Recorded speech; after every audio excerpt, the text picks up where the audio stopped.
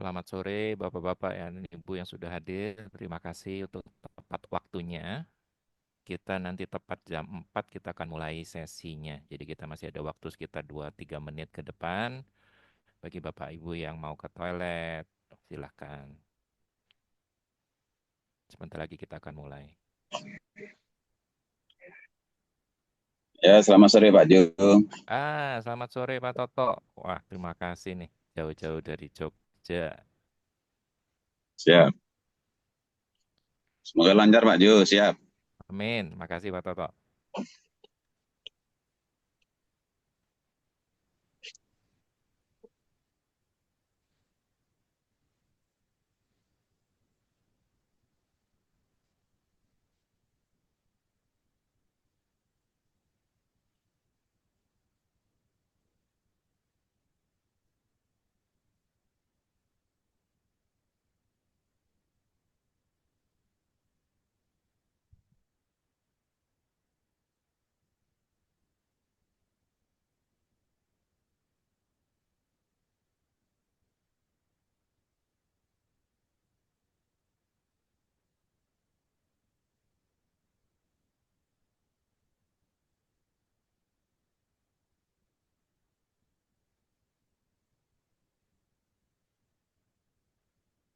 Oke, jam 4 boleh dimulai. Oke.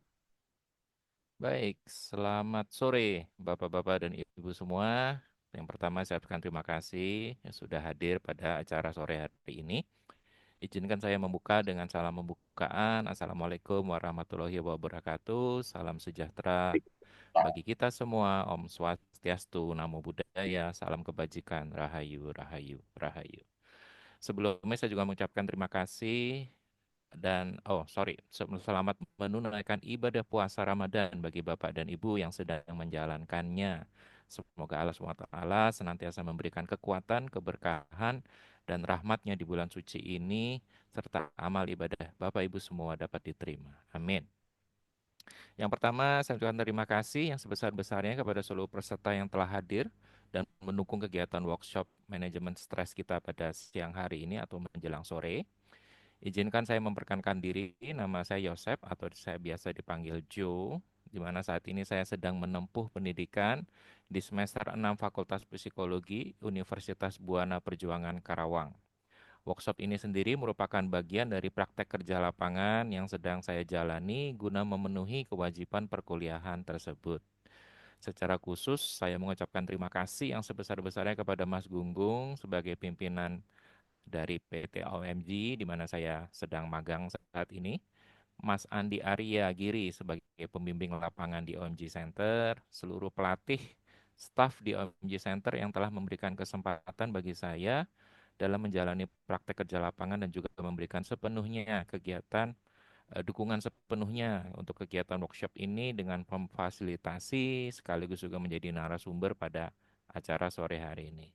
Terima kasih juga saya ucapkan kepada segenap sivitas akademika Universitas Buana Perjuangan Karawang, yakni kepada Rektor, Dekan, Fakultas Psikologi, Kepala Program Studi Fakultas Psikologi, Koordinator Praktek Kerja Lapangan, maupun untuk dosen pembimbing praktek kerja lapangan, dan juga segenap staf UBP Karawang atas dukungan yang diberikan selama PKL berlangsung. Baik, kita akan segera memulai workshop kita hari ini dengan saya akan memperkenalkan narasumber yang akan mengisi workshop ini. Ada pepatah yang mengatakan tak kenal maka tak sayang. Oke, baik, kita akan mulai dengan agenda. Jadi di awal nanti kita akan yang saat ini sedang kita lakukan adalah pembukaan sekaligus perkenalan narasumber. Sesi pertama nanti saya akan membawakan tentang manajemen stres selama kurang lebih 15 menit. Lalu dilanjutkan dengan pengukuran stres psikologi dengan menggunakan alat ukur PSS 10. Kita lakukan juga selama 5 menit. Dilanjutkan nanti oleh sesi yang kedua, teknik olah nafas untuk menurunkan stres oleh Mas Gunggung. Dilakukan kurang lebih 15 menit. Lalu kita akan praktek bersama-sama olah nafas selama 15 menit. Dan terakhir kita tutup dengan tanya jawab kurang lebih 15 menit. Jadi seluruhan ini bisa selesai dalam waktu 1 jam kurang lebih, Bapak dan Ibu. Baik, kita akan mulai dengan perkenalan dengan narasumber kita, dengan Mas Gunggung. Mas Gunggung adalah pengembang metode nafas ritme pertama dan satu-satunya di Indonesia. Luar biasa ya Bapak dan Ibu ya. Aktif dalam berbagai kegiatan, pengajaran, dan pelatihan terkait teknik pernafasan. Metode yang dikembangkannya bertujuan untuk meningkatkan kesehatan secara alami tanpa bergantung kepada obat-obatan. Olah nafas Mas Gunggung menjadi wadah untuk menyebarluaskan konsep ini kepada masyarakat luas. Perkenalan saya dengan Mas Gunggung juga cukup lama di 2021 gitu ya, pas waktu zaman masa-masa COVID, di mana waktu itu saya ikut kelasnya dan di situ saya ngalami gangguan jadi mata saya sebelah kiri tiba-tiba kabur gitu ya. Saya tanya ke Mas Gunggung, lalu dianjurkan untuk tes HbA1c dan ternyata saya positif diabetes tipe 2. Ya, waktu itu HbA1c saya 8,9. Jadi saya waktu itu rutin akhirnya ngikutin olah nafas bersama dengan Mas Gunggung gitu ya, teknik-teknik yang diajarkan, pola nafas, pola makan, pola hidup juga dirubah gitu ya. Dan puji Tuhan, setahun berikutnya saya berhasil turun dari 8,9 menjadi 7,4 tanpa minum obat sama sekali. Jadi saya melihat bahwa ini luar biasa sekali dari apa yang dilakukan oleh Mas Gunggung dan OMG Center. Sehingga sewaktu saya magang, saya juga mengambil kesempatan untuk belajar lebih banyak lagi dengan Mas Gunggung. Nah, sekilas dari kelas yang ada di OMG Center, ini adalah kelas-kelasnya. Untuk detailnya nanti Bapak dan Ibu bisa tanyakan langsung dengan Mas Gunggung, tapi kurang lebih ini yang ada dan sedang berlangsung saat ini di OMG. Kelas deep sleep ya untuk bagi mereka yang sulit tidur, insomnia, kelas intensif untuk perbaikan CA atau cancer gitu ya. Kelas senior sehat, vitalitas pria, red light therapy, autofagi, navarisme untuk meningkatkan antioksidan tanpa harus minum suplemen gitu ya, luar biasa. Penurunan gula darah secara alamiah maupun kelas HRV, ini yang dulu saya ikuti ya. Awal-awal saya mengikuti di OMC adalah saya ikut kelas HRV, heart rate variability gitu. Jadi ini kurang lebih sekilas mengenai OMG Center. Nanti Bapak dan Ibu bisa lebih jelasnya nanya langsung ke narasumber, ke Mas Gunggung pada saat sesi. By the way, nanti untuk seluruh pertanyaan ataupun ada yang kurang jelas, mohon bisa di chat gitu. Jadi kita akan membuka sesi tanya jawabnya di akhir sesi gitu ya. Setelah kita semua mengikuti sesinya, baru kita tutup dengan tanya jawab. Di situ Bapak bisa berinteraksi, Bapak dan Ibu bisa berinteraksi langsung dengan narasumber, baik dengan saya maupun dengan Mas Gunggung. Kurang lebih seperti itu. Baik, perkenalan sudah selesai. Kita langsung masuk ke sesi eh, yang pertama gitu ya tentang manajemen stres gitu. Pertanyaan yang pertama, apa itu stres gitu ya? Sering kita sekarang sering kali mendengar kata stres gitu ya, menjadi sebuah kata yang lazim kita dengar gitu ya. Bahkan anak kecil pun dikit-dikit bilang stres gitu ya. Nah, kita coba definisikan ulang apa itu stres gitu ya. Jadi stres itu adalah perasaan kewalahan, overwhelming atau tidak mampu, ketidakmampuan mengatasi tekanan mental ataupun emosional. Ya, mental di sini adalah pikiran gitu. Jadi kalau kalau kita bicara mental, selalu konteksnya adalah pikiran gitu. Ya. Bagaimana kemudian tekanan yang ada di dalam pikiran maupun emosional itu tidak bisa dikendalikan, makanya disebut stres gitu ya. Nah, kalau dari sisi psikologi, ilmu yang saya pelajari, stres adalah respons mental dan emosional terhadap situasi yang penuh tekanan. Hal ini menjadi respons alami yang sebenarnya bisa membantu kita di dalam mengatasi tantangan, tetapi yang harus diwaspadai adalah jika berlebihan dan tidak terkendali, maka stres itu dapat membahayakan. Ini yang akan kita bahas, bahayanya di mana, seperti itu ya. Nah, bicara stres tidak lepas dari stresor. Stresor adalah peristiwa, situasi, atau rangsangan yang menyebabkan respons stres itu muncul pada tubuh. Stresor sendiri itu dapat berupa fisik, mental, emosional, dan perilaku atau behavior. Gitu ya. Secara detailnya fisik adalah ketika kita mengalami stres, kita mengalami gejala seperti ini, sakit kepala, ya bisa migrain gitu ya. Infeksi yang sering terjadi di dalam tubuh akibat imunitas kita yang menurun. Otot-otot yang kejang, kaku gitu ya, terutama di bagian bahu ada bagi beberapa orang gitu yang terasa kok rasanya berat dan kaku gitu ya. Terjadi kedutan otot bahkan kram di bagian otot, kemudian terjadi kelelahan meskipun sudah tidur, bangun tidur itu tetap merasa capek gitu ya. Itu salah satu indikasi adanya stres. Lalu iritasi pada kulit ya mulai muncul ruam ataupun bercak-bercak merah, bagi beberapa orang muncul jerawat ya. Jadi kemerah-merahan itu juga indikasi adanya stres. Lalu berikut adalah sesak nafas ya. Jadi nafas itu terasa berat, tersengal-sengal dan pendek, itu juga indikasi adanya stres. Kalau di sisi mental atau di dalam pikiran, yang sering terjadi adalah perasaan khawatir yang sering kali muncul, pemikiran yang kacau, ya, atau disebutnya itu sebagai brain fogging, dia tidak bisa berpikir dengan jernih, sepertinya ada kabut, makanya disebutnya brain fogging, sehingga dia tidak bisa melihat permasalahan dengan jelas, dengan jernih, gitu ya. Yang akibatnya muncul keraguan-raguan di dalam pengambilan keputusan. Bahkan keputusan yang diambil cenderung emosional dan tergesa-gesa. Ini juga indikasi adanya tekanan yang berlebihan yang dirasakan. Seperti itu. Lalu muncul kalau di sisi emosional adalah hilangnya rasa percaya diri, moody dan sensitif, lekas marah, cepat marah gitu ya. Jadi orang sering bilang sebagai sensi, depresi gitu ya. Sepanjang hari ngerasa bahwa energinya ada di kondisi yang rendah gitu ya karena mengalami depresi, apatis, cuek, tidak peduli dengan lingkungan sekitar, dan dia merasa keterasingan atau isolated gitu ya di tengah keramaian, justru dia merasa kesepian. Dan ini juga hal yang sama indikasi adanya stres atau tekanan di dalam emosinya. Kalau kita lihat dari sisi perilaku ya, yang terjadi adalah rawan kecelakaan ya, sering melamun gitu ya, sehingga tidak hati-hati dan rawan mengalami kecelakaan, bisa nabrak gitu ya, atau di dalam kecelakaan bekerja mengalami karena yaitu tadi pikirannya kemana-mana, pikirannya tidak fokus. Lalu kedua adalah kehilangan nafsu makan ya, atau bahkan kebalikannya, nafsu makannya menjadi berlebihan. Ini juga indikasi adanya stres. Lalu muncul kehilangan gairah seksual. Ditambah lagi juga ada beberapa mulai melakukan adiksi terhadap minuman keras gitu ya, judi, bahkan yang sekarang cukup marak adalah judi online, dan juga mulai merokok berlebihan. Ya, ini indikasi juga adiksi ini adalah menjadi perilaku yang maladaptif disebutnya gitu ya. Lalu berikutnya adalah sulit tidur, insomnia. Dan terakhir adalah kegelisahan gitu. Jadi merasa gelisah senantiasa, nggak tahu kenapa pikirannya tidak bisa tenang gitu ya. Dia selalu merasa gelisah. Nah, ini indikasi adanya stresor di bagian fisik, mental, emosional maupun di dalam perilaku. Oke, saya akan lanjut.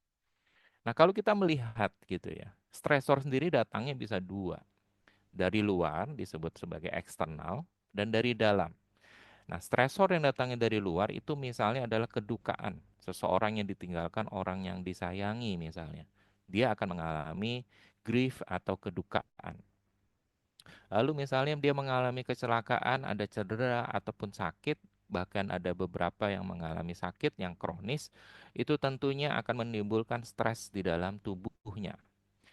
Lalu ada juga yang disebabkan oleh relasi, hubungan, mengalami patah hati, barusan diputus pacar misalnya gitu kan, atau mengalami konflik di dalam keluarga maupun dengan rekan kerja di kantor, itu pun sama akan memberikan stres di dalam kehidupan kita.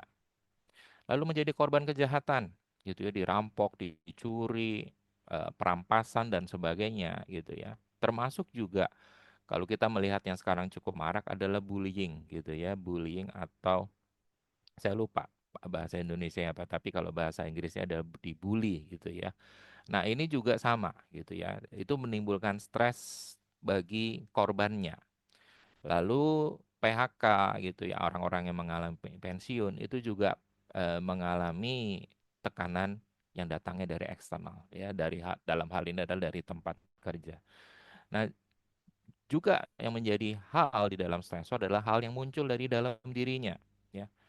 Misalnya apa? Ekspektasi. Dia memiliki ekspektasi-ekspektasi yang tidak terpenuhi. Itu membuat pressure, membuat tekanan di dalam kehidupan dia. Sehingga tidak jarang mereka mulai menuntut dirinya, ya, mulai muncul tuduhan-tuduhan, tidak ada suara-suara yang dia mulai dengar, menuntut dirinya untuk dia bisa. Kalau orang lain bisa, kamu harus bisa dong. Nah, mulai muncul, memberikan pressure tersendiri di dalam kehidupan kita. Lalu muncul salah persepsi.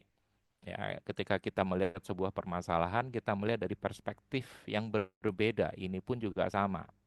Ya, dan salah satunya juga kita bicara asumsi, gitu ya. Kita mengasumsikan sesuatu. Contoh misalnya ketika kita bertemu orang, kita mencoba menyapa seseorang, orang itu tidak menyapa balik. Kita mulai berasumsi, wah, kenapa nih gitu ya, orang ini kenapa nih gitu ya. Nah, itu asumsi-asumsi itu kalau tanpa kita sadari itu akan memberikan tekanan atau pressure tersendiri gitu ya. Jadi instead of daripada kita berasumsi, lebih baik kita tanyakan langsung kepada orangnya gitu ya. Bisa jadi mungkin dia tidak mendengar, bisa jadi mungkin dia sedang sibuk sehingga dia tidak memperhatikan sapaan dari kita. Nah, itu asumsi. Lalu muncul ketakutan. Ya, ketakutan ini tetangganya kekhawatiran, ya, takut dan khawatir. Bedanya apa? Kalau takut itu jelas ada objeknya. Ya, objeknya saya takut ular gitu ya, atau takut terhadap ketinggian dan sebagainya. Jadi ada sebuah situasi yang real, yang nyata yang membuat dia takut. Kalau khawatir enggak? Khawatir adalah sesuatu yang tidak tampak, yang tidak kelihatan. Ya, orang khawatir atau cemas gitu ya untuk sesuatu yang belum kejadian. Nanti besok ketika nanti saya tampil misalnya, bagaimana tanggapan orangnya? Nah, mulai muncul perasaan cemas, perasaan khawatir. Ini munculnya dari dalam dirinya. Ya. Lalu berikutnya adalah amarah. Ya, khususnya amarah-amarah yang dipendam, amarah yang tidak dikeluarkan. Ini pun akhirnya menimbulkan stres, menimbulkan tekanan di dalam dirinya.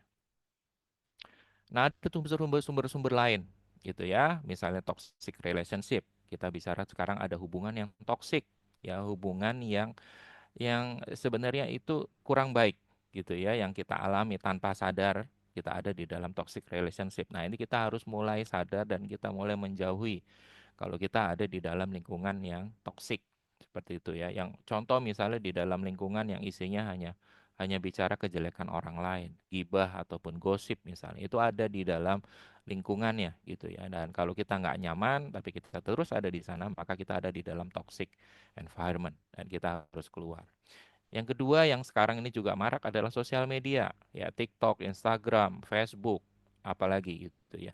Tanpa sadar gitu ya. Nah, sekarang orang cenderung tidak bisa lepas dari sosial media. Ya, saat dalam satu hari dihabiskan mungkin 4 jam untuk dia melihat sosial media. Dikit-dikit dia lihat HP-nya, dikit-dikit dia lihat HP-nya. Ini memunculkan adiksi digital, ya, adiksi atau kecanduan terhadap sosial media. Ya, ini tanpa sadar juga memberikan pressure ketika dia melihat bahwa orang lain lebih sukses kelihatannya gitu ya, lebih berhasil dan sebagainya. Sedangkan dia melihat dirinya, kok saya masih di sini-sini aja, orang lain kok kayaknya bahagia dan sebagainya. Nah, ekspektasi yang tidak berdasar ini yang kemudian akan memberikan pressure tambahan. Lalu ada juga dia posting sesuatu, ada orang komen negatif gitu ya. Nah, dia mulai merasa gitu ya bahwa kok orang bisa ya ngomong itu tentang diri saya. Gitu. Itu juga sama memberikan tekanan. Atau kita posting sesuatu tapi like-nya sedikit. Bagi beberapa orang dia mengalami, aduh, apa yang salah dengan diri saya? Saya posting kok kayak kelihatannya orang tidak berespon, tidak kasih jempol gitu ya, dan sebagainya dan sebagainya. Sehingga digital ternyata membawa stres tersendiri yang dialami bagi kita gitu ya. Lalu yang berikutnya lagi adalah disebutnya di sini adalah electromagnetic field gitu ya. Tanpa misalnya sebagai contoh misalnya kalau kita membawa tidur HP dalam kondisi nyala gitu ya, maka bagi beberapa orang yang sensitif terhadap IMF dia nggak bisa tidur gitu. Jadi memang idealnya sebelum kita tidur HP atau gadget lebih baik dimatikan gitu ya. Lalu tadi yang sempat saya bahas, kedukaan, lalu juga konflik, berita-berita di surat kabar, ini juga hati-hati kalau kita tidak punya filter, maka kita akan cenderung menjadi negatif. Apalagi kalau kita melihat sekarang, berita-berita itu adalah berita-berita yang negatif. Jarang sekali kita mendengar atau membaca berita-berita yang positif akhir-akhir ini, gitu ya. Berikutnya adalah patah hati yang tadi sempat saya bahas. Ditambah lagi kemacetan, polusi, itu juga akan membawa stres di dalam kehidupan kita. Oke, baik, saya lanjut. Nah, sebelum saya lanjut, menurut Bapak dan Ibu, tolong ini sambil kita juga interaksi sedikit di chat gitu ya. Menurut Bapak Ibu, setelah mendengar paparan saya, apakah stres itu baik ataupun kita harus hindari?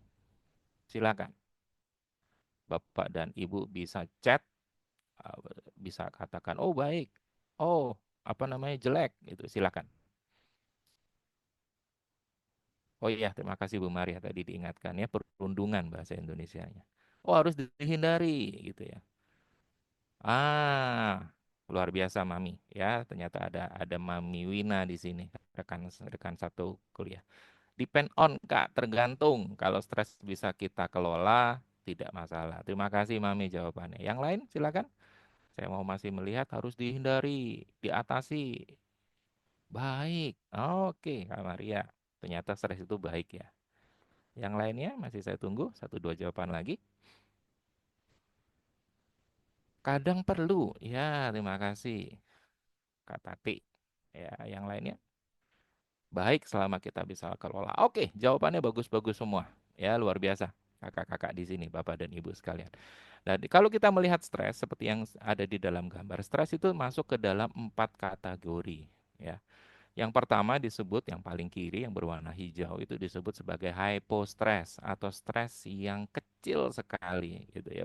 Banyak orang beranggapan makin sedikit stres makin baik gitu ya. Ternyata tidak ya. Dalam sebuah survei menunjukkan bahwa orang-orang yang hipostress, yang stresnya itu rendah, justru performancenya itu kecil atau sedikit gitu ya. Jadi hipostres kurang baik buat kita. Gitu. Lalu yang kedua area yang berwarna kuning. Nah, area berwarna kuning itu disebutnya sebagai eustress. Ya. Jadi eustress itu adalah optimum stress. Ya, artinya bahwa eh, justru di sinilah kita akan optimal kinerja kita, performance kita, hasil yang kita hasilkan, produktivitas kita justru meningkat ketika kita berada di zona apa namanya eustress. Nah, ilustrasinya eustress ini ada di angka 80 sampai 100% ya, kurang lebih gitu ya. Puncaknya di 100%. Nah, ini adalah peak performance kita. Jadi kita butuh stres ternyata Bapak dan Ibu. Kita butuh stres untuk kita bisa lebih produktif. Bayangkan kalau Bapak dan Ibu tanpa punya deadline, ya, tidak punya deadline gitu ya. Target juga seenak-enaknya, boleh tercapai, boleh tidak, maka kita tidak akan bergerak kemana-mana di dalam kehidupan ini. Justru kita butuh target, kita butuh goals, kita butuh deadline untuk membantu kita gitu ya, memaksimalkan waktu yang kita miliki, resources yang kita punya untuk kita bisa berkinerja baik. Nah, kata kuncinya itu ya, kinerja baik. Jadi optimumnya kalau saya bilang optimumnya ada di angka berapa, Kak? Optimumnya ada di angka 80 sampai jangan 100 ya, karena 100 itu sudah termasuk tinggi.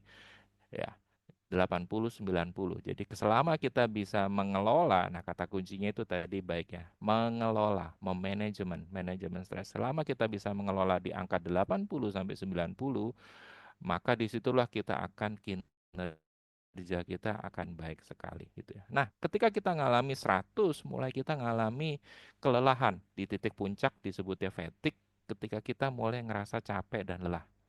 Ya, lalu berlanjut lagi kita menjadi kontraproduktif bukan makin. Nah, ini seringkali kita bilang, "Oke, makin dipecut kalau gitu, makin makin kita paksa gitu ya." Ternyata enggak.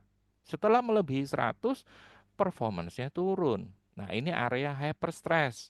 Dia antara 100 sampai 120 udah mulai turun kinerjanya gitu ya. Banyak orang yang lembur gitu ya, yang memaksa dirinya untuk dia lembur, padahal pada saat dia lembur justru produktivitasnya malah turun. Sebaiknya istirahat sejenak ya, kemudian lanjutkan lagi, jangan dipaksa terus gitu ya, karena itu masuk ke area hyper stress. Jadi disebutnya too much stress atau overload. Nah, yang bahaya adalah di atas 120. Di sini mulai muncul gitu ya, anxiety, kecemasan, panik gitu ya, mulai kayak diburu-buru, ayo dong, cepet-cepet kita mesti kerjakan gitu ya. Kita ada di area situ sama mulai muncul kemarahan. Ya, mulai muncul anger. Nah, area merah ini disebutnya area distress. Ya, area distress itu yang sangat bahaya karena di situ kalau kita tidak hati-hati akan muncul mental breakdown, bahkan burnout. Burnout itu kondisi di mana kita betul-betul tidak bisa melakukan apa-apa gitu ya. Jadi kata kuncinya adalah kita kelola stresnya gitu ya. Jadi stres itu baik. Kita harus berkawan dengan stres justru gitu ya. Nah, gejala stres seperti apa, Kak? Oke, gereja stres tinggi gitu ya. Kalau kita sudah merasakan ini di dalam sensasi di dalam tubuh kita, maka hati-hati. Ini adalah indikasi stres yang tinggi. Yang ke satu perasaan tension tinggi, perasaan tegang, khawatir, mulai terbebani, mulai merasa pressure-nya berlebihan. Lalu dirasakan mulai sakit kepala, mulai migrain, mulai pusing, nyeri otot, nyeri tubuh lainnya, sakit pada pencernaan, mulai gangguan lambung gitu ya, GERD bagi beberapa orang, mulai muncul gangguan tidur, insomnia gitu ya, kehilangan nafsu makan atau bahkan makan berlebihan, jantung berdebar-debar, tangan berkeringat terus gitu ya, atau mulut terasa kering. Nah, ini indikasi stres tinggi. Bicaranya mulai cepat dan gelisah gitu ya. Jadi ngomongnya udah mulai gak jelas, mulai mulai cepat dan sebagainya. Nah, ini indikasi gejala stres tinggi. Yang harus diwaspadai adalah kalau kita tidak hati-hati, kalau ini siklusnya terus berjalan, stres yang tanpa disadari dia terus berputar, maka kita akan menciptakan siklus chronic fatigue syndrome. Ya, artinya capek yang tidak berkesudahan, capek yang kronis gitu ya.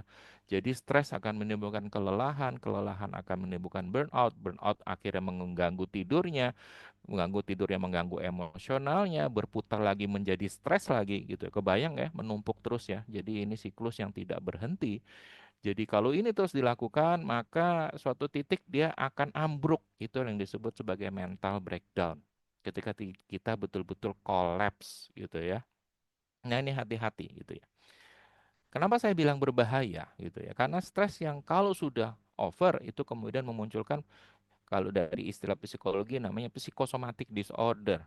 Ya, mulai karena imun tubuhnya turun. Stres itu akan menurunkan imun tubuh kita, gampang sakit gitu ya. Bahkan beberapa menjadi cancer, menjadi depresi, menjadi penyakit kulit yang eczema, skin disorder, mulai PTSD gitu ya. Ada beberapa yang mengalami trauma kemudian karena tidak berkesudahan akhirnya menjadi post traumatic stress disorder, mengalami gangguan di dalam lambungnya, di jantungnya, di pernafasannya dan seterusnya gitu ya. Sehingga ini kalau terus berlanjut, maka tidak jarang akhirnya kemudian berujung dengan kematian.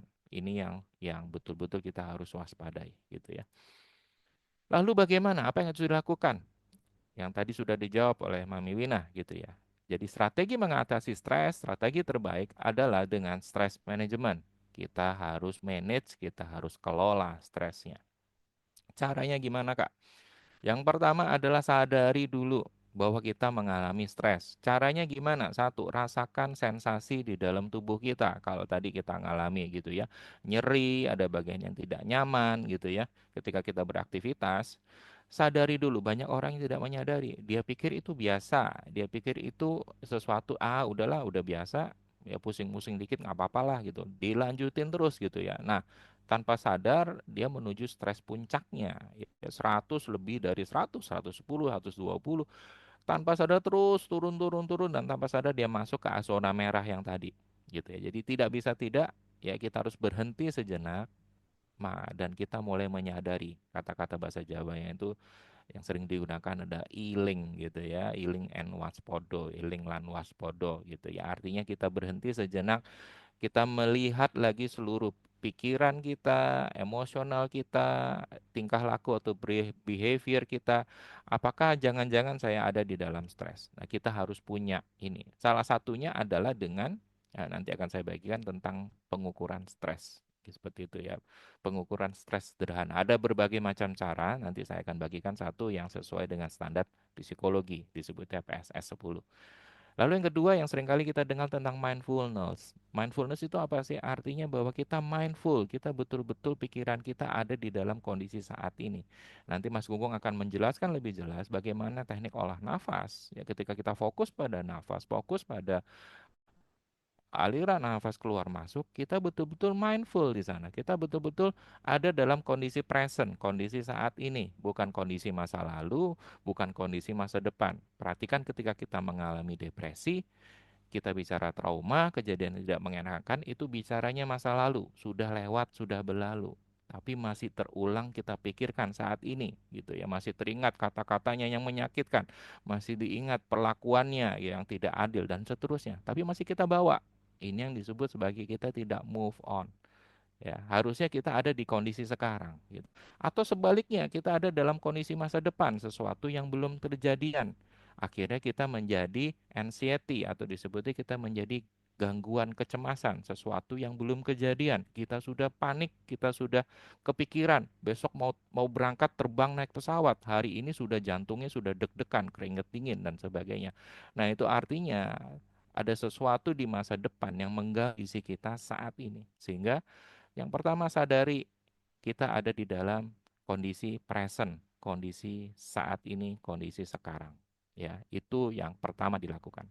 Yang kedua apa? Batasi. Ada hal-hal yang bisa kita kendalikan, ada hal-hal yang tidak bisa kendalikan. Tetapi seringkali kita bercampur aduk, kita berpikir semuanya kita bisa kendalikan, padahal tidak bisa. Sebagai contoh misalnya, kita tidak bisa mengendalikan pikiran orang lain kepada kita, pendapat orang lain kepada kita. Kita sama tidak bisa kontrol, kita tidak bisa kendalikan. Kalau kita coba kendalikan, kita akan stres dengan sendirinya, gitu ya. Jadi kita harus sadari bagian mana yang bisa saya kendalikan, yaitu adalah pikiran saya bisa kendalikan, emosi saya bisa kendalikan, perilaku saya bisa kendalikan. Selebih daripada itu di luar kendali saya, yang saya bisa lakukan, saya hanya mempengaruhi dengan harapan orang lain melakukan apa yang saya harapkan. Kita hanya bisa influence, ya.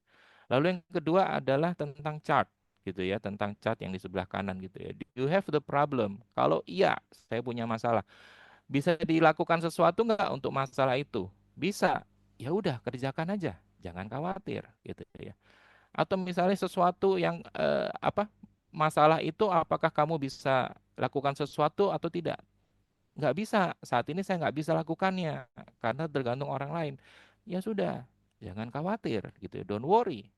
Atau misalnya, do you have a problem? Oh, nggak ada masalah. Oh, good. Artinya bagus. Don't worry gitu ya. Jadi selalu kita ada di dalam kondisi tenang karena kondisi tenang adalah ketika segala sesuatunya ada di dalam kendali kita gitu ya. Kita seringkali merasa overwhelmed ketika segala sesuatunya ada di luar kendali kita. Kita merasa saya nggak bisa megang kendali. Nah, itu yang harus kita ambil alih kendali itu. Makanya saya sering sebut batasi, tahu batasannya. Mana bagian yang kamu bisa kendalikan, mana bagian yang Bapak dan Ibu tidak bisa kendalikan. Seperti itu ya. Jadi yang ke satu sadari, yang kedua batasi, lah yang ketiga adalah kurangi. Kurangi stresnya. Caranya gimana? Banyak. Ini yang seringkali orang lupa bahwa hobi itu adalah pabrik kesukaan. Ya. Hobi, saya mau tanya Bapak dan Ibu masih punya hobi? Jarang sekali saya melihat sekarang orang melakukan hobi. Wah, nggak ada waktu, Pak. Mana ada waktu, Pak? Waktu aja saya sudah terbatas untuk keluarga, untuk anak-anak dan sebagainya, gitu ya. Mereka lupa tentang self care. Mereka lupa untuk mereka melakukan untuk diri mereka sendiri. Salah satunya melakukan hobi. Hobinya apa? Menyulam. Hobinya apa? Main, banyak sekali hobi. Hobinya apa? Musik, hobinya apa? Nyanyi, karaoke, hobinya apa? Lakukan itu maka akan mengurangi tingkat stres. Ya, jadi satu hobi. Yang kedua olahraga. Ya. Wah, saya udah 20 tahun Pak nggak olahraga. Ya, no wonder gitu ya. Karena olahraga artinya kita mengolah fisik kita bisa menurunkan stres. Yang ketiga apa? Relax, refresh, recharge gitu ya. Ambil waktu secara khusus, makanya di waktu weekend biasanya Sabtu dan Minggu, ambil waktu khusus untuk relax, untuk santai, untuk menikmati gitu ya. Jangan malah sibuk dengan melakukan hal-hal yang lain gitu ya. Itu akan menambah stres lagi. Makanya kita diciptakan 7 hari dan 1 hari itu istirahat. Hari Minggu untuk kita beristirahat.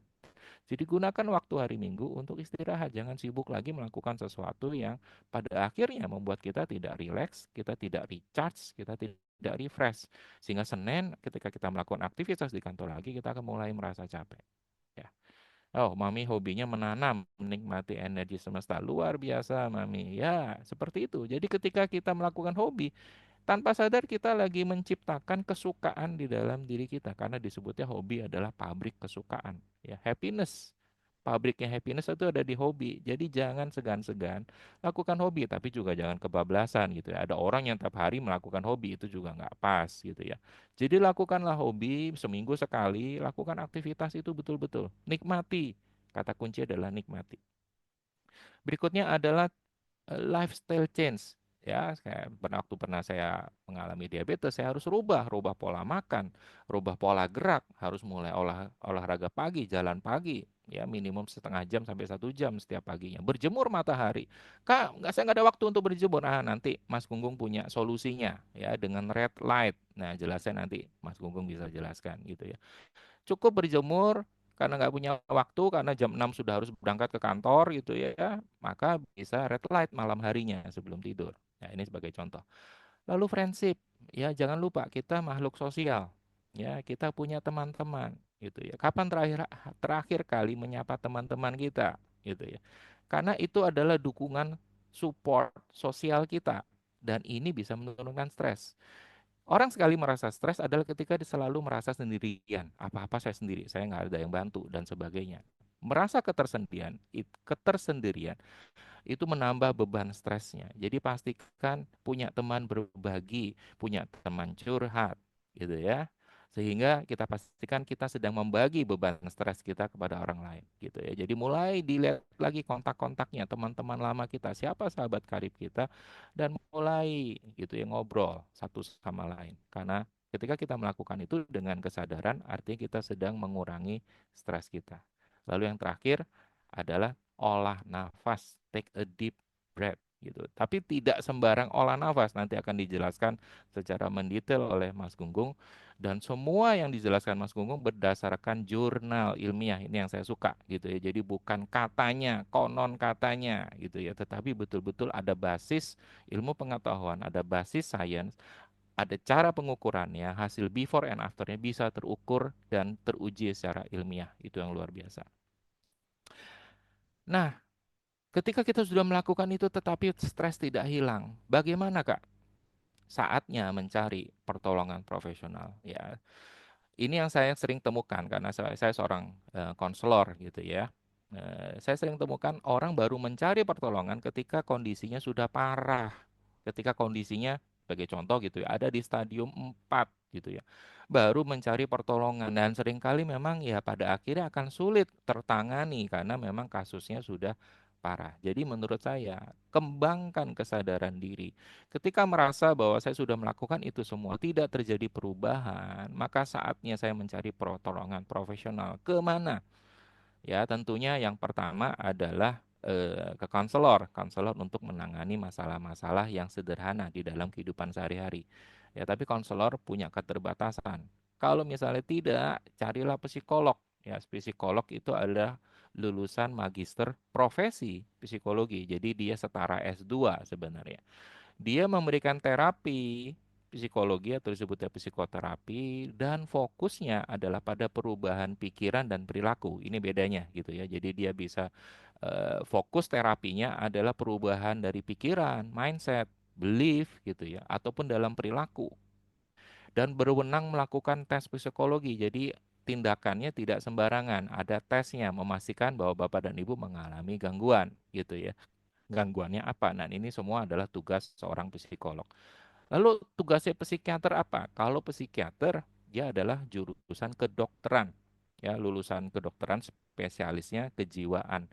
Dia selalu menggunakan terapi obat atau farmakologi. Ya, fokusnya adalah penanganan yang sifatnya rutin seperti schizofren misalnya atau yang sering kita dengar antidepresan itu ya buat orang-orang yang depresi, mengalami kecemasan, diberi antinya dengan tujuan supaya dia bisa lebih tenang, dengan tujuan supaya dia bisa istirahat dan seterusnya gitu. Jadi bedakan antara psikolog sama psikiater. Seperti itu ya.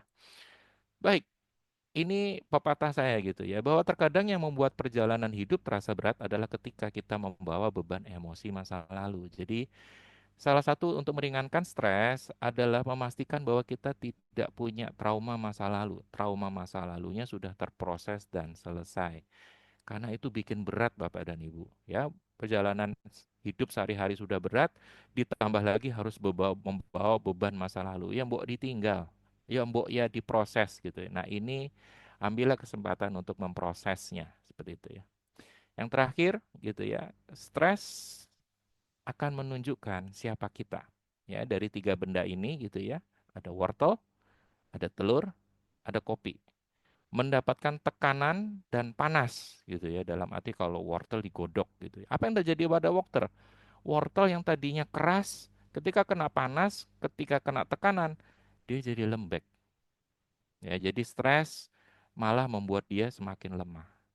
Telur sebaliknya, yang ketika dia mentah jatuh pecah gitu ya. Isinya berantakan. Tetapi ketika kena panas, ketika kena pressure, tekanan gitu ya, dia berubah menjadi keras. Ya, ibaratnya karakternya menjadi karakter yang matang gitu ya. Tidak mudah pecah, tidak fragile gitu ya, tidak rapuh, tapi pribadi yang matang. Nah, kopi sebaliknya gitu ya. Kopi ketika diberi tekanan, diberi panas, espresso sebutannya gitu ya, maka menghasilkan aroma yang luar biasa dan nikmat, bisa dinikmati kita gitu ya. Sehingga kalau kita bisa melihat ini, pilihan di tangan Bapak dan Ibu. Apakah Bapak dan Ibu mau menjadi wortel, telur, ataukah biji kopi yang menimbulkan aroma yang luar biasa gitu ya, dan rasa yang luar biasa. Baik, ini referensi ya dari semua yang saya paparkan di sini. Materi dari saya sudah habis. Selanjutnya saya stop share. Saya izinkan waktu selanjutnya kepada Mas Gunggung. Silakan, Mas. Ya, halo, suara saya kedengaran jelas ya. Ya, Jelas. Assalamualaikum warahmatullahi wabarakatuh. Selamat sore semuanya. Salam kenal Bapak Ibu sekalian yang baru ketemu pada malam hari ini, sore hari ini. Udah malam aja, buru-buru buka puasa nih. Ya, jadi lumayan hari ini yang datang hadir pada Zoom sore ini sekitar 50 orang. Oke ya, kita akan masuk. Saya akan share karena tadi sudah cukup banyak dijelaskan sama Mas Ju. Jadi mungkin saya akan singgung beberapa saja ya. Agenda untuk saya pada sore hari ini kita akan bahas secara singkat, review saja mengenai stres dari sisi jalur HPA. Kemudian apa hubungan antara stres dan belief atau keyakinan? Apa hubungan antara stres dan perubahan mindset? Hubungan antara stres berpikir positif dan imunitas? Hubungan antara stres dan helping people? Lalu hormon stres itu seperti apa? Stres dan respon pernapasan, kemudian stres dan brainwave-nya itu sendiri. Ya, tadi ini saya nggak perlu jelaskan bahwa intinya adalah stres itu bisa dipandang sebagai sesuatu yang bisa membuat kita sakit, bisa dipandang sebagai sesuatu yang bisa membuat jadi musuh, ataukah benar-benar stres itu bisa menjadi seorang sahabat, katakan begitu. Tapi rata-rata orang memandang kata stres itu sebagai sesuatu yang menyeramkan, gitu kan? Apakah pasti begitu atau tidak? Tadi secara singkat sangat detail sekali dijelaskan mengenai berbagai macam jenis stres. Ada environmental stress, ada mental stress, digestive stress, structural stress, emotional stress, facial, dan sebagainya. Nah, ini semua tidak akan saya jelaskan ulang. Saya akan langsung masuk pada hal-hal yang berhubungan dengan jalur HPA-nya. Jadi di badan kita ini, Bapak Ibu sekalian, ada jalur disebut dengan hipotalamus pituitary adrenal. Jadi ini jalur yang berhubungan dengan stres. Dan kalau kita lihat arahnya, ya, HPA, ada kata A adrenal di sini. Jadi adrenal gland atau kelenjar adrenal, dia adanya di atas ginjal, ya kan? Maka orang-orang yang sering menimbun stres yang lama begitu punya kecenderungan yang besar untuk mempengaruhi ginjalnya. Karena dinempel situ, sederhananya seperti itu. Tapi ini bahasannya akan terlalu sangat metabolik, ya, metabolisme sekali. Saya nggak akan panjang lebar. Ini sebenarnya di video saya di YouTube. Silakan Bapak Ibu masuk ke YouTube saya, kemudian ketik Mas Gunggung, kemudian ketik search dengan kata kunci intermittent stress, nanti akan muncul secara lebih detail. Saya akan masuk pada tambahan dari apa yang dijelaskan sama Mas Jo. Ini hubungan antara stres dan keyakinan. Ini ada studi terhadap 30.000 orang dewasa selama 8 tahun. Studi ini menanyakan hal-hal berikut ini. Apakah Bapak Ibu mengalami banyak stres dalam kadar yang tinggi, menengah, atau rendah, atau hampir tidak ada? Lalu kemudian data ini dicatat dan diperbandingkan dengan data kematian indeks dari National Death Index. Jadi artinya orang-orang di survei ini kemudian dicatat, lalu dilihat dengan data kematian di hari tersebut terhadap 30.000 subjek ini. Hasilnya, mereka mengalami stres yang tinggi pada tahun sebelumnya, terjadi peningkatan risiko kematian sebesar 43%. Jadi artinya, mereka yang meyakini, ya, yang meyakini, ingat ya di sini ya, mereka yang meyakini bahwa stres itu bikin mati, mati beneran. Mereka yang meyakini stresnya bikin sakit, jadinya sakit beneran. Seru ya. Jadi studinya ini terhadap 30.000 orang dewasa selama 8 tahun. Hasilnya, bagi mereka yang meyakini stresnya bikin mati, di catatannya itu, mati beneran, 43%. Jadi ini harusnya mengubah sudut pandang kita terhadap kata stres itu sendiri. Jadi kalau Bapak Ibu lagi kena ujian gitu kan, lagi kena stres, kesulitan hidup dan sebagainya, ya jangan meyakini bahwa hancur-hancuran. Jangan meyakini bahwa tumbang. Jangan meyakini nanti sakit. Jangan meyakini nanti mati. Nanti kejadian. Nanti kejadian. Jelas ya. Ini studinya seru sekali. Ntar bisa dilihat rujukan jurnalnya. Kemudian kita lihat yang kedua, stres dan perubahan mindset. Studinya itu di Harvard University. Peserta diminta melakukan stressful public speaking task. Jadi misalnya kayak saya yang biasa ngomong mengenai olah napas, tiba-tiba disuruh ngomong yang berhubungan dengan masak pempek misalnya. Bagaimana cara memasak pempek yang enak? Oh ya saya nggak ngerti. Atau saya disuruh ngomong mengenai mesin BMW. Coba Mas Gunggung ceritakan mengenai mesin BMW. Wah, ya kan saya nggak ngerti kan. Nah peserta ini kemudian dikasih tahu, ketika nanti Bapak Ibu pengen ngomong di depan orang banyak gitu kan, apabila jantungnya berdetak cepat, itu berarti Bapak itu lagi siap untuk melakukan aksi. Wah, kita kan dikasih tahu gitu tuh. Apabila napasnya lebih cepat karena deg-degan gitu kan, nggak ada masalah Bapak Ibu, maju aja. Nanti itu kondisi di mana oksigennya akan dikirimkan lebih banyak ke otak. Nah, jadi gampang itu dikasih tahu bahwa peserta yang sedang diuji dengan stressful public speaking task ini diminta supaya selalu berpikir positif aja. Ya kalau bahasa kitanya sih wani, wah, berani, pokoknya udah maju dulu. Gitu kan. Nanti kalau deg-degan dikit, ya udah enggak apa-apa itu jantungnya berarti siap untuk memompa darah lebih cepat, mengalirkan oksigen lebih banyak, mungkin dibikin positif.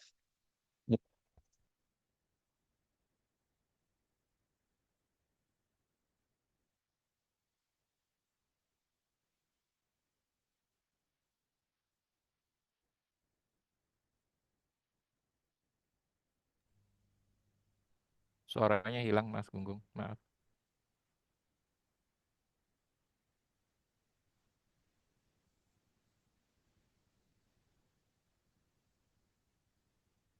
Mungkin Sekarang headsetnya. suaranya hilang apa? Ah, ya, clear. Lanjut. Oh, berarti saya ulang ya. Pak, itu juga nggak tahu kenapa bisa hilang. Oke, tadi sampai mana terakhir tuh? Sampai ke stres dan perubahan mindset, ada bukan? Yang gambar kedua tadi, Mas. Yang jantung, gambar jantung. Jantung. Siap. Oke, ya. Jadi berarti ini berhubungan sama stres dan perubahan mindset ya. Ya, jadi ketika normalnya orang stres itu berarti detak jantungnya lebih cepat, pembuluh darahnya menyempit. Kemudian ketika semua kondisi stres itu dipandang sebagai sesuatu yang ya katakanlah it's okay, menyenangkan, menyehatkan, terjadi adalah detak jantungnya sama cepatnya, tapi pembuluh darahnya melebar. Ajaib kan? Ini hanya dengan mengubah mindset saja. Maka dari itu penting bagi seorang yang stres itu mindsetnya harus diubah. Kenapa? Karena supaya tidak terjadi masalah pada jantung dan pembuluh darahnya. Kemudian kita lihat lagi, ini perubahannya secara biologis. Stres dan berpikir positif dan imunitas. Jadi ada hubungan antara berpikir positif dengan kekebalan tubuh atau imunitas terhadap karakteristik sumber stres yang dihadapi. Jadi ketika seseorang itu menghadapi ancaman yang singkat, langsung mudah dikontrol, maka dia bisa optimis. Dan ini memberikan efek positif pada imunitas kita. Tapi bila dihadapi adalah ancaman yang lebih serius, kompleks, persisten, dan nggak bisa dikontrol, maka yang terjadi justru sebaliknya. Contohnya gimana? Misalnya orang yang menderita CA, ya kan? Orang menderita CA dengan orang yang rendam es. Jadi misalnya tangan kita direndam di es atau kita pegang es selama 1 menit. Sesakit-sakitnya, otak kita akan berpikir, ah cuma 1 menit, saya tahan 1 menit itu nggak apa-apa deh, ya kan? Dia bisa optimis. Coba tangan masukkan ke es, pegang es, kemudian berpikir positif, bisa nggak? Pasti bisa. Tapi begitu yang dihadapi adalah sel kanker, Yang hari Senin dia ada. Bangun tidur masih ada. Mau tidur juga masih ada. Hari Selasa juga masih ada. Hari Rabu masih ada. Kamis masih ada. Jumat masih ada. Terus dia masih ada. Maka lama-lama dia bisa ragu. Ini yang disebut dengan bias optimisme. Lama-lama dia bisa ragu. Kenapa? Karena ancaman stresnya itu lebih serius. Dia kompleks, persisten, dan uncontrollable. Lain kalau misalnya kayak olahraga, kemudian olah fisik, gitu kan, atau olah napas. Disuruh tahan napas, nggak kuat-kuatnya, misalnya 1 menit atau 2 menit, ada batasnya. Ya kan? Tapi kalau yang berat, nah ini yang nggak kelihatan batasnya, itu lebih repot. Nah, maka ini hati-hati. Kondisi bias optimisme. Jelas sampai sini ya. Karena ketika kita gagal memahami hubungan antara stres optimisme ini, maka kita akan masuk terjebak pada bias optimisme dan pada akhirnya imunitas kita jadi turun. Ya, sekarang yang keempat terakhir, stres dan menolong orang. Ini studi di Universitas Buffalo mendata sekitar 1.000 orang dewasa di Amerika dengan usia 34 tahun hingga 93 tahun dengan 2 pertanyaan. Seberapa besar stres yang dialami pada tahun terakhir dan berapa banyak waktu yang dihabiskan untuk membantu orang lain seperti saudaranya, temannya, tetangganya, atau komunitasnya, teman sahabatnya, dan sebagainya. Jadi pertanyaan ada dua. Kalau yang tadi stres dan belief tadi pertanyaannya cuma sebatas apakah Bapak Ibu stres? Ya. Apakah stresnya bikin mati atau tidak? Atau bikin penyakit cuma itu aja. Kalau ini ada pertanyaan tambahan. Pertanyaan tambahannya adalah berapa banyak waktu yang Anda habiskan untuk membantu orang lain. Jadi pengen lihat korelasinya. Dan seperti biasa dilihat berapa angka kematian selama 5 tahun terakhir di wilayah responden. Hasilnya mereka yang mengalami stres berat oleh karena masalah keuangan, masalah keluarga, masalah lain, memiliki peningkatan resiko kematian hingga 30%. Luar biasa kan? Tetapi, ini ada tetapi, ini tidak berlaku bagi semua responden.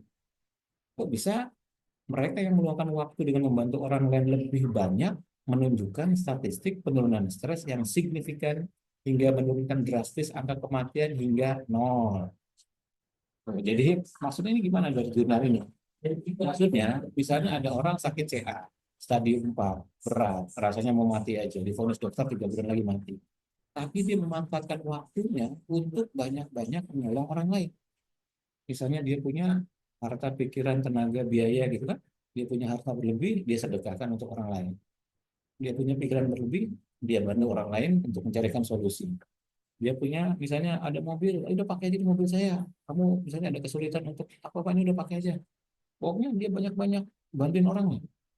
Nah, itu bisa punya umur yang jauh lebih panjang dibandingkan mereka yang stres, berat, tapi sedikit menghabiskan waktu untuk membantu orang lain.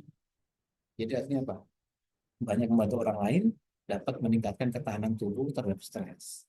Jadi pada dasarnya menolong orang lain itu sama dengan menolong diri kita sendiri. Ini beneran, ini beneran. Jurnalnya bilang begitu. Makanya seperti ada istilah sedekah itu menolak bala. Ya kan kita sering dengar kan, sedekah itu menolak bencana. Ini benar. Membantu orang lain itu berarti membantu diri kita sendiri. Ya, seru ya. Oke, jadi tadi udah ada 4 ya. Stres dan belief, stres dan keyakinan, stres dan positive mindset, stres dan bias optimisme, dan stres dan helping people. Ini diingat-ingat, ini penting banget. Nah, kita lihat hormon stres. Hormon stres itu pada dasarnya ada dua. Ini hormon stres yang berhubungan dengan individual dan hormon stres yang berhubungan dengan sosial. Hormon stres yang berhubungan dengan individual itu apa? Contohnya adalah adrenalin, norepinefrin, norepinefrin, dan kortisol. Sedangkan hormon stres yang berhubungan dengan sosial itu adalah oksitosin. Apa maksudnya hormon stres yang berhubungan dengan individual? Ya, ini ketika hormon stres itu keluar, Suaranya kecil Mas Gunggung, ada di mengecil lagi. Sorry. suara kecil lagi. Ini sekarang suara jelas nggak nih? Mas Gunggung suaranya mengecil. Suaranya hilang. Wait, wait, wait. Masih kecil Mas. Ini sekarang suaranya jelas. Tes. Masih kurang, kurang sejelas yang tadi di awal. Tadi dulu. Ini saya udah mentok nih volumenya nih. Ah, Aduh ya. Tes, tes, tes. Satu, dua, tiga.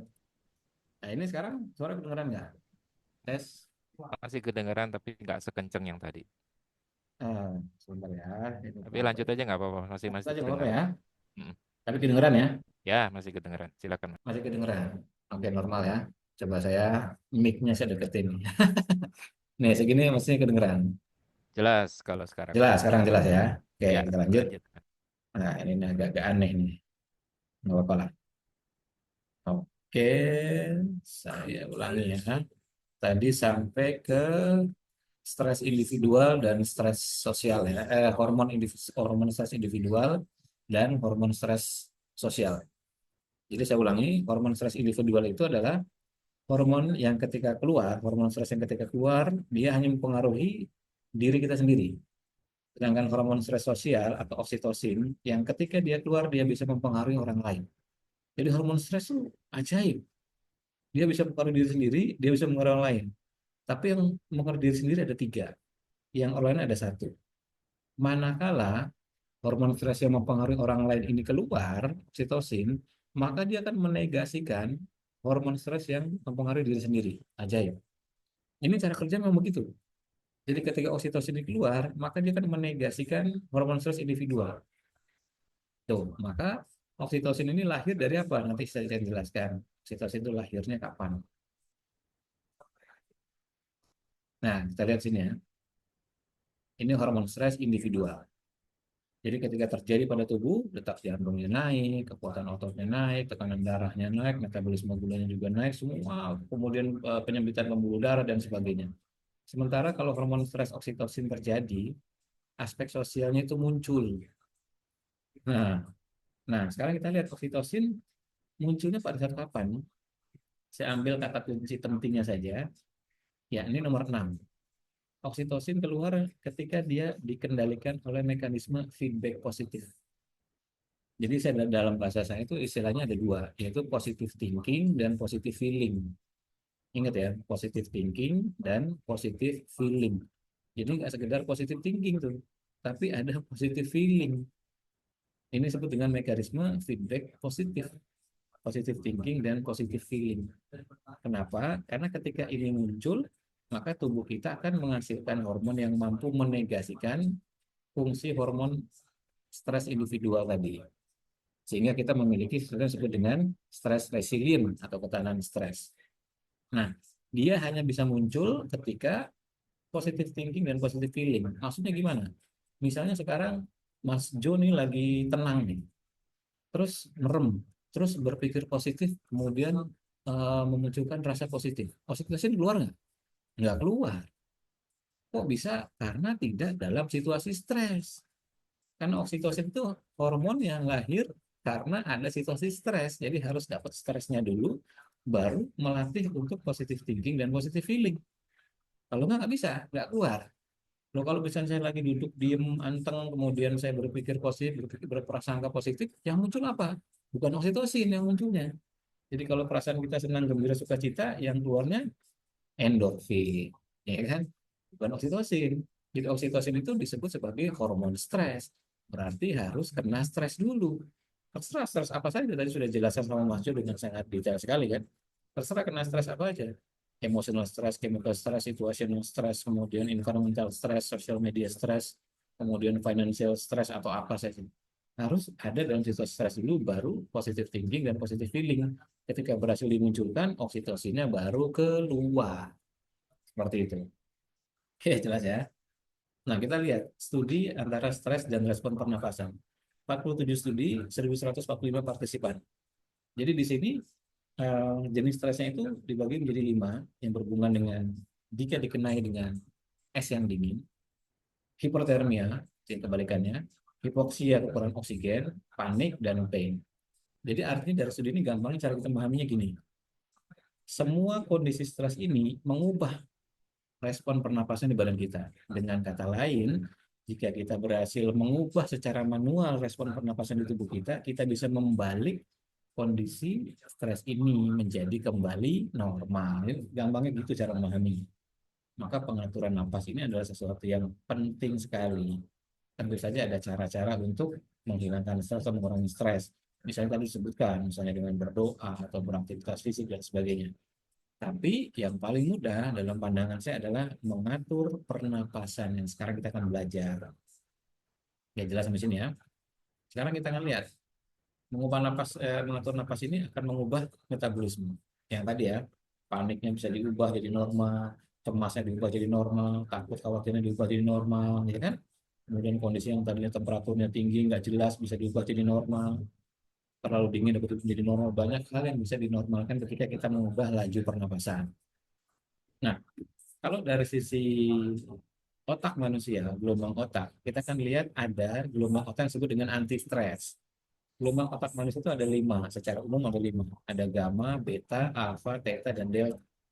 Yang mana yang disebut dengan gelombang otak anti stres, yakni alfa, gelombang alfa yang berada antara 8 sampai 12 Hz. Jadi ketika seorang itu lagi stres, gelombang otaknya pasti akan mengarah pada beta atau gamma, yang dominan di beta. Kalau sudah gamma udah gawat.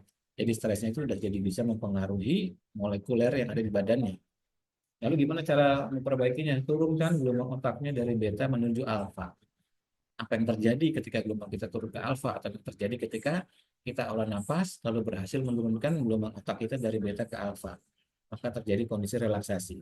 Setiap kondisi relaksasi berarti stresnya itu akan turun, ya kan?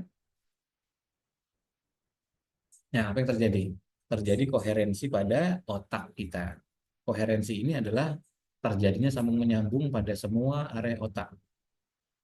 Sambung menyambung ini menghasilkan fungsi yang disebut dengan fungsi CO. Fungsi CO ini bagus banget. Jadi biasanya otak kita itu bekerja secara parsial, ya kan? Dengan otak yang sambung menyambung, maka sebuah informasi akan diproses menjadi sangat cepat dan dapat mengambil seluruh sudut pandang.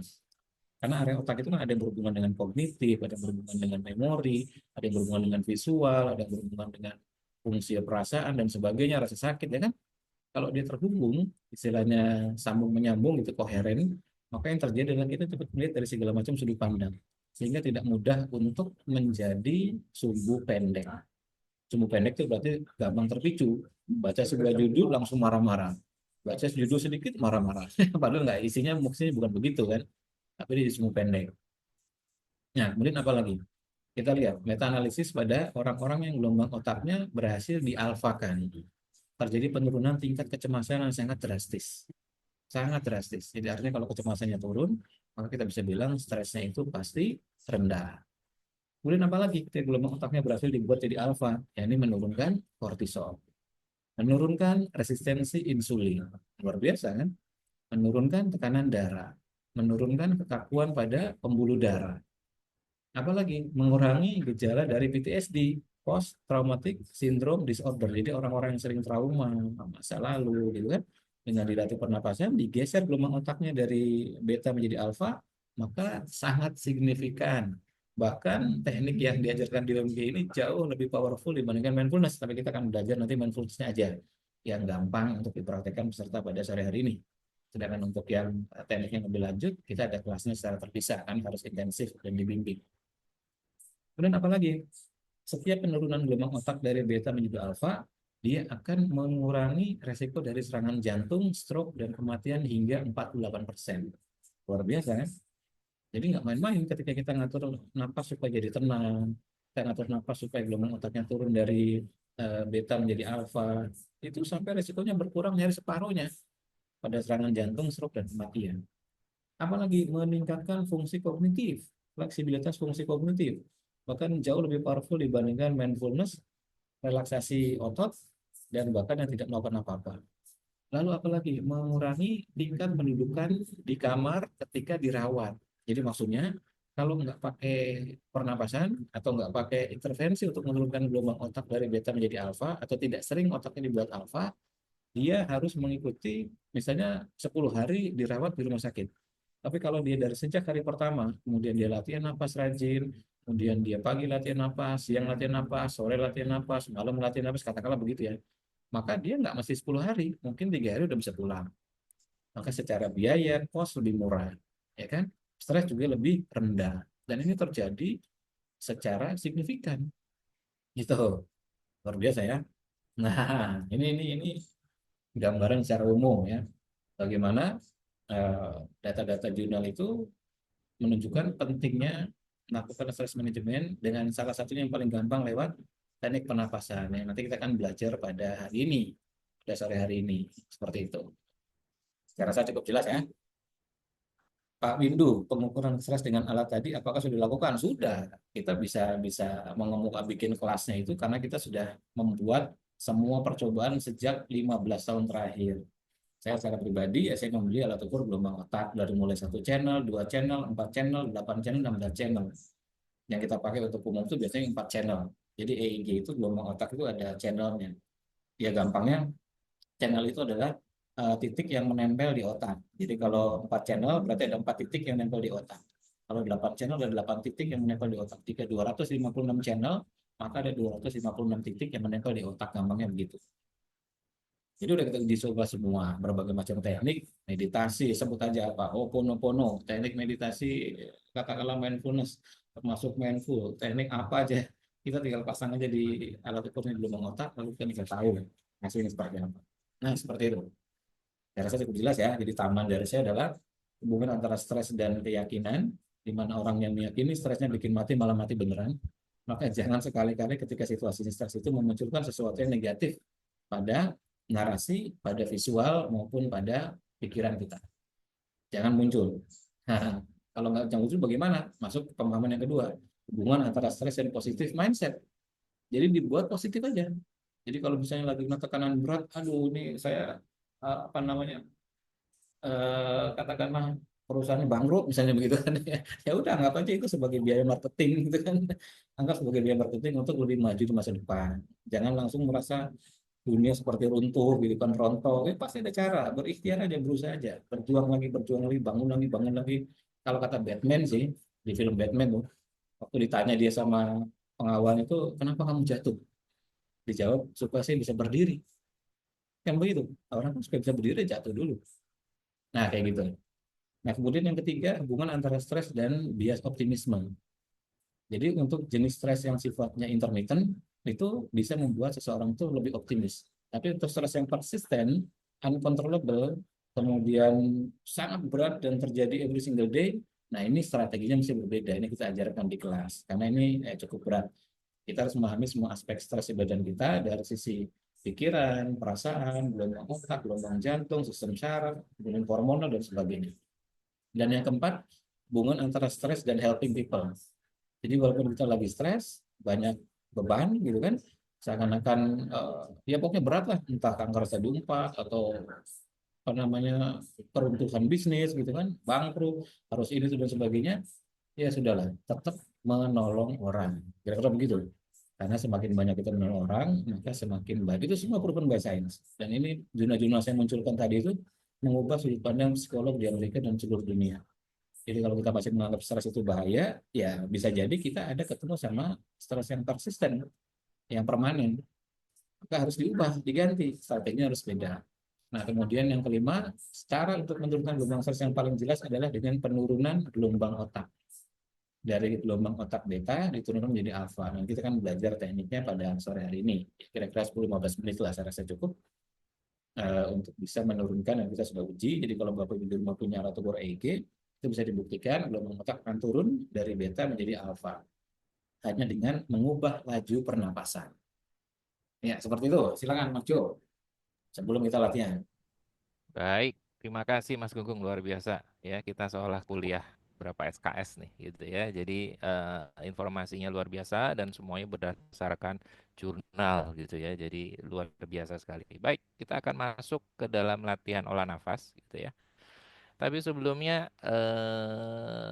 saya kelupaan tadi ya tentang PSS 10 ya, tentang pengukuran stres. Jadi izin sebentar kita lakukan pengisian sejenak gitu ya. Nanti saya silakan Bapak dan Ibu buka chat, saya kirimkan link link di sana. Nah, saya sudah kirimkan ya. Silakan Bapak dan Ibu membuka Ini minum apa dulu kan? bentar ini ada yang bocor suaranya. Mana ya? Di mute all aja, saya mute langsung aja. Nah, Mas Jo di unmute. Oke. Oke, kita akan buka saya izin share screen ya untuk menunjukkan sebentar. Ini nanti kalau setelah di apa setelah kita olah nafas pasti hasilnya kecil gitu ya. Jadi lebih baik kita ngukur sekarang gitu ya. Jadi Sebentar kok ini saya share yang ini. Sorry. Saya buka yang ini. Salah kirim share.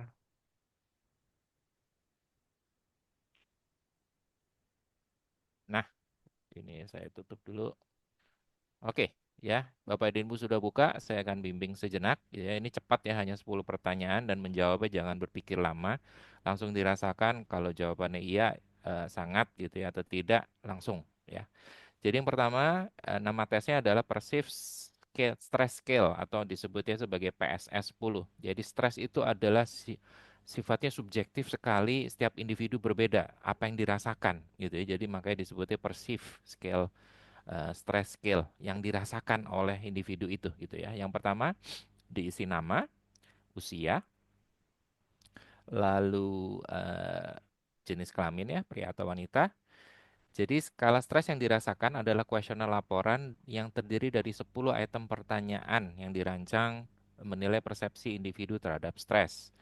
Petunjuk pengisian. Kuesioner ini menanyakan tentang perasaan dan pikiran yang dirasakan selama 1 bulan terakhir. Ya Bapak dan Ibu ya, berarti selama 1 bulan terakhir.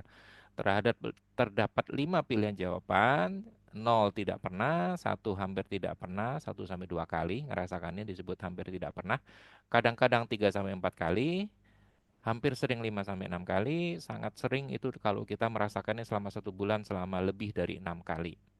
Disclaimer ya Bapak dan Ibu ya, meskipun PSS 10 sudah diteliti dengan baik, dengan reliabilitas dan validitas yang baik, kalau pengukuran psikologi itu ada reliabilitas dan validitasnya, tetapi informasi yang didapatkan dari kuesioner ini tidak dapat menggantikan saran diagnostik ataupun pengobatan dari profesional kesehatan. Dalam hal ini adalah psikolog, psikiater yang tadi gitu ya. Jika Anda khawatir tentang hasil tes Anda, sebaiknya konsultasikan dengan profesional kesehatan yang berkualifikasi. Jadi hak cipta dari tes ini oleh Cohen karena dia yang mendevelop, dia yang mengembangkan di tahun 1983. Ya, apabila Bapak dan Ibu sudah mengerti, membaca dan mengerti, tolong dicontreng gitu ya. Kalau enggak bisa lanjut. Ya, lalu silakan Bapak dan Ibu mengisi dari 10 pertanyaan yang ada. Ya, tidak pernah, apakah hampir tidak pernah, kadang-kadang, hampir sering, atau sangat sering. Silakan dalam waktu 3 menit, karena ini singkat aja gitu ya. Silakan Bapak dan mengisi 10 pertanyaan. Silakan mulai dari sekarang.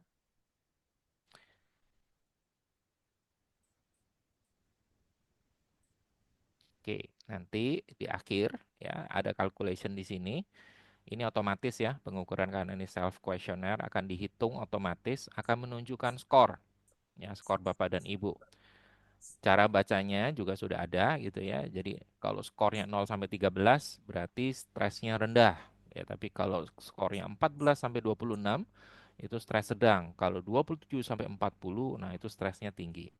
Gambarannya seperti itu. Jadi ini hanya memberikan gambaran bagian dari menyadari ya kesadaran, membangun kesadaran. Oh, ternyata stres saya sudah menengah, saya harus waspada. Berarti saya harus ambil tindakan. Ya, silakan. Waktunya 2 menit lagi, Bapak dan Ibu, untuk menyelesaikan ini. Sebelum nanti kita melanjutkan dengan latihan olah nafas singkat, ya, selama 10 menit, gitu ya, atau 15 menit, untuk merasakan perbedaannya. Nanti cara merasakannya juga nanti saya akan bimbing, saya akan guidance, Bapak dan Ibu sekalian. Oke, 1 menit lagi. Jadi jangan dipikir lama ya Bapak dan Ibu. Kalau tes psikologi itu seharusnya sifatnya bawah sadar. Jadi harusnya cepat sekali, jangan dipikirin. Apalagi oh saya maunya begini, wah itu menjadi tidak akurat ya karena tidak menggambarkan kondisi realitanya. Itu kan keinginan Bapak dan Ibu gitu ya, bukan kondisi realita. Padahal yang diukur seharusnya adalah kondisi realita saat ini yang Ibu rasakan atau yang Ibu alami. Baik, bagi yang belum, ya nanti bisa saling melengkapi, linknya kan sudah ada gitu ya. Kita akan lanjut karena waktunya masih terus berjalan. Saya stop share. Nah, kita akan mulai latihan nafas, tapi untuk pengukurannya gitu ya, kita akan gunakan skala rasa gitu ya. Kita akan melatih rasa. Tadi kan Pak Mas Gunggung merasakan feeling gitu ya. Feeling itu rasa. Jadi kita melatih rasa.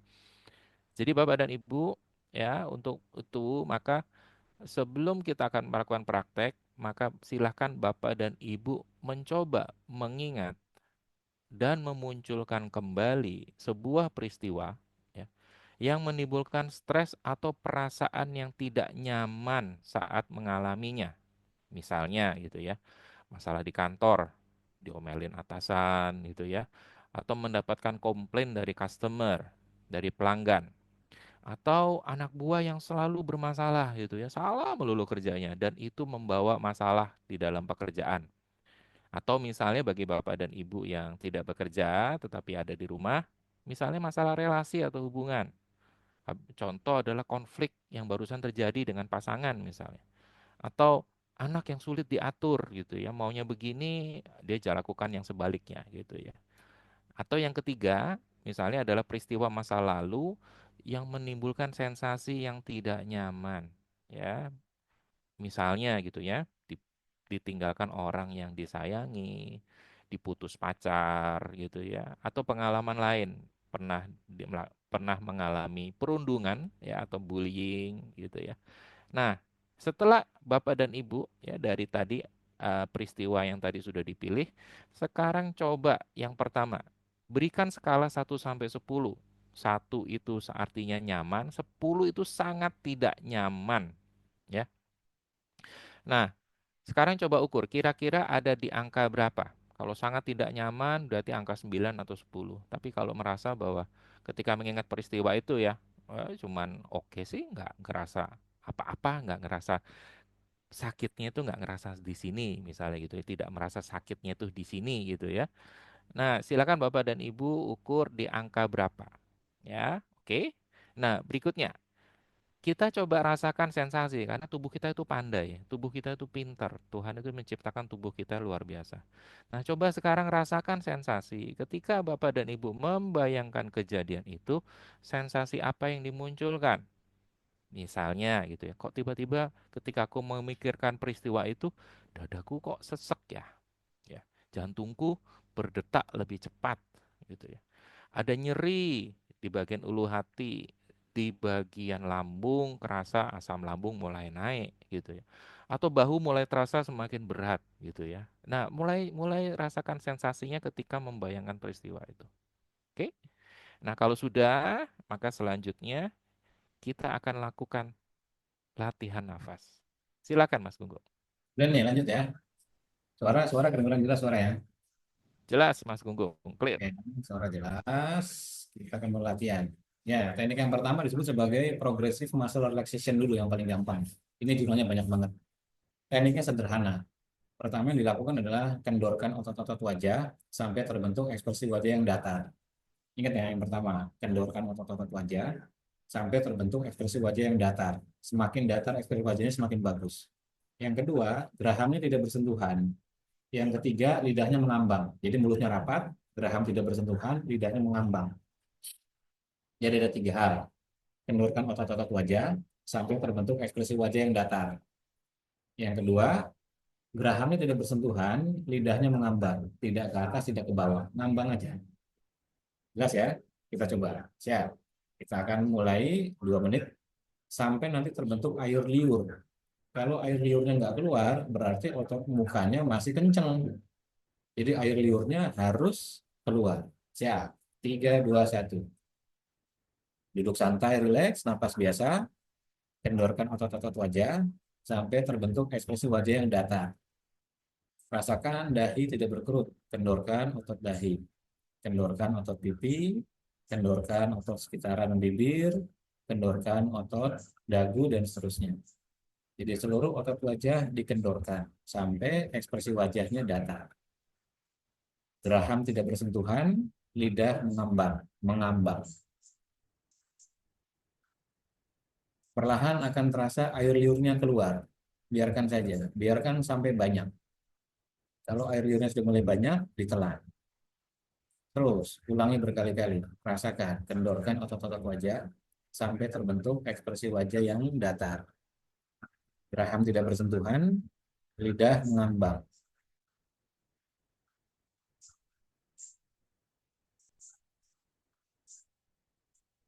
Perlahan, Bapak Ibu akan merasakan air liurnya mulai keluar.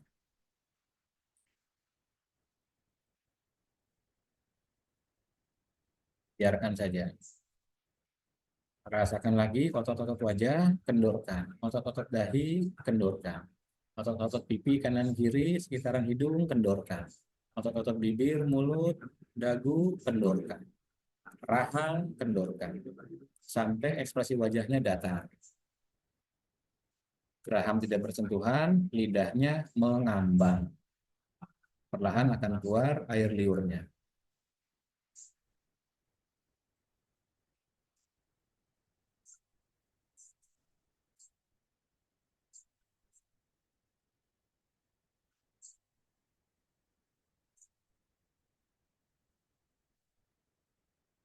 Ya, cukup 2 menit. Nah, bisa keluar air liurnya kan nih? Ya, setiap orang beda-beda ya kadar air liurnya. Ada yang sedikit, ada yang keluar. Sing poso batal, enggak lah. Air liur sendiri enggak batal. Kalau air liur itu tidak membatalkan puasa, kecuali air aqua, ya kan? Jadi air liur itu pasti keluar. Nah, sekarang kita kan kombinasi dengan napas. Kita akan pakai ritme 55. Jadi saat melakukan teknik progresif muscle relaxation tadi bersamaan dengan ritme 55. Napasnya hidung-hidung. Napasnya hidung-hidung. Tarik napas dari hidung selama 5 detik. Tidak usah menghitung, nanti ada aba-abanya.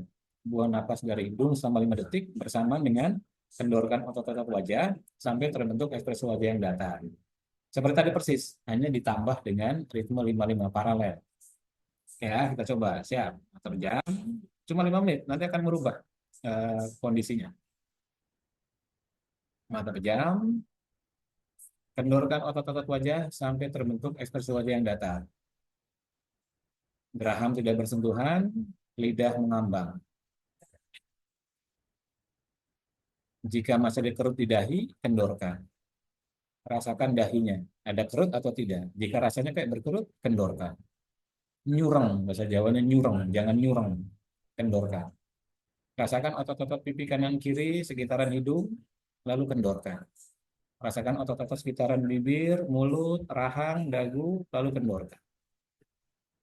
Jika rasanya sudah kendor semua, air liur mulai terbentuk sedikit demi sedikit, perlahan paralelkan dengan ritme 55, dengarkan aba-abanya, ikuti dengan napas hidung-hidung.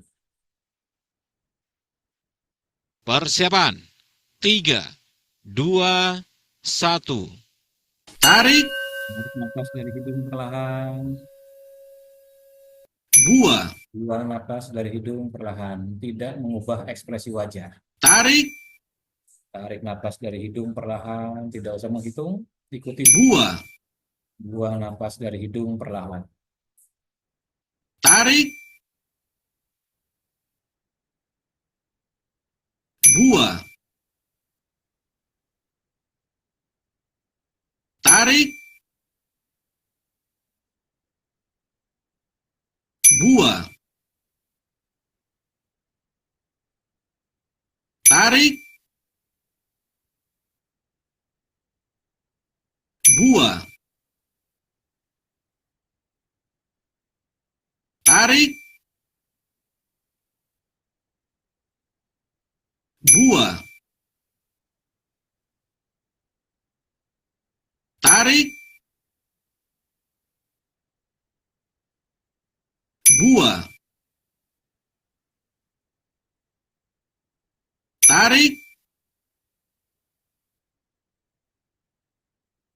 buang. Tarik, buang. Tarik, buang. Tarik, buang. Tarik, buang. Tarik, buang. Tarik, buang. Tarik, buang. Tarik, tarik, buah, tarik, buah, tarik, buah, tarik, buah, tarik, buah, tarik, buah,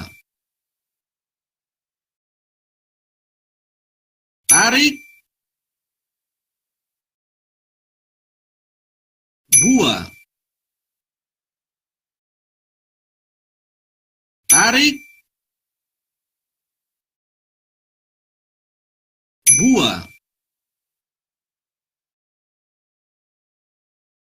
buah,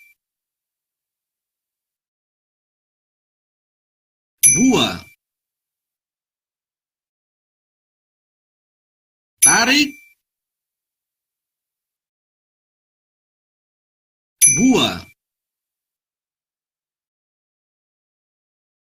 tarik, buah, tarik, buah,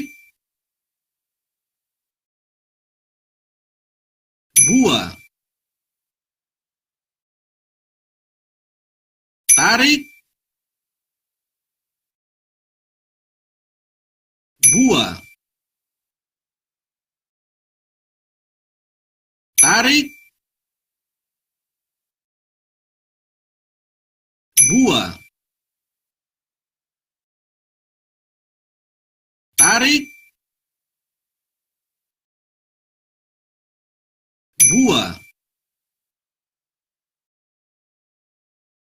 buah, tarik,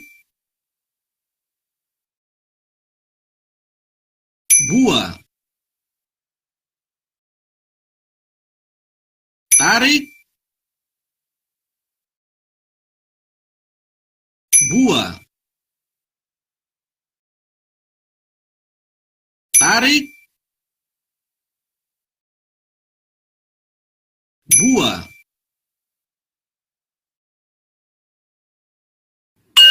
Oke.